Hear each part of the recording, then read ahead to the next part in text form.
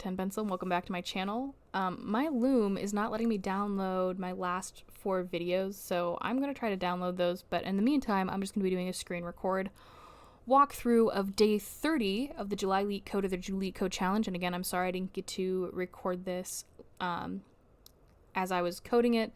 I was in the middle of traveling like everywhere. So I want to go ahead and jump into day 29. And again, these solutions are in Python if you were not aware. So let's jump in. Day 30. Day 30 was number 664, the strange printer. So there is a strange printer with the following 2 special properties. The printer can only print a sequence of the same character each time. At each turn, the printer can print new characters starting from and ending at any place that will cover the original existing characters. Given a string S, return the minimum number of turns the printer needed to print. So they give you these examples here, and they give you the constraints down here. So before we go into this, I do want to show you guys how my solution stacked up. Again, it was a half hit, half miss on this one, so I got over 50 on runtime, but barely.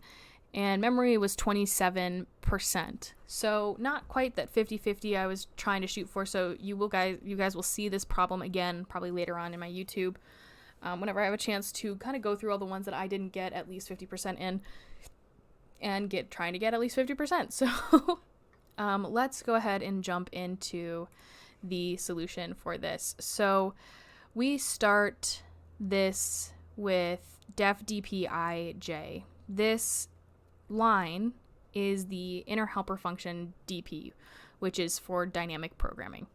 It takes 2 arguments I and j representing the indices of the substring being considered, which then goes very quickly into the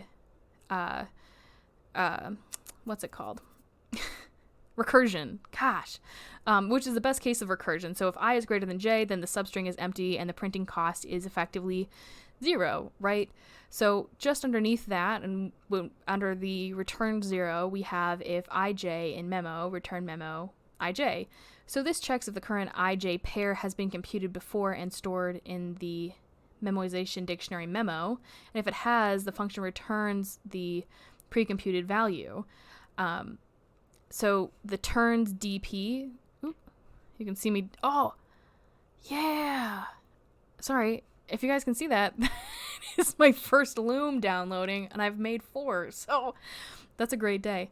Where was I? Oh, turns dp. Okay, so this initializes the variable turns with the results of printing the substring without the first character. So this I plus j plus I plus 1 j plus the cost of printing the first character, which is 1. So then we have this 4k in range. This area is this loop goes through the possible breakpoints of k within the substring ij and checks the characters at the position I and k are the same. And if they are, it calculates the cost of printing the substring I, comma, k minus 1 and the substring k plus 1 j and adds them to the turns value. And then the goal then is to find the minimum cost along with the different breaking points. So after that loop, we calculate the minimum turns value for the current ij substring stored in the memoization dictionary memo for future use, and then it's returned. Oops. So then down here, this section gets the length of the substring s, and if the length is 0, then the string is empty, so the printing cost is 0.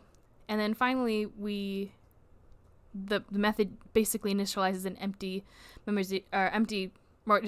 memo and returns the result of the dp function, which computes the minimum cost of printing the entire string, which is this area right here. So basically, we calculate the minimum cost of printing a target string using the strange printer.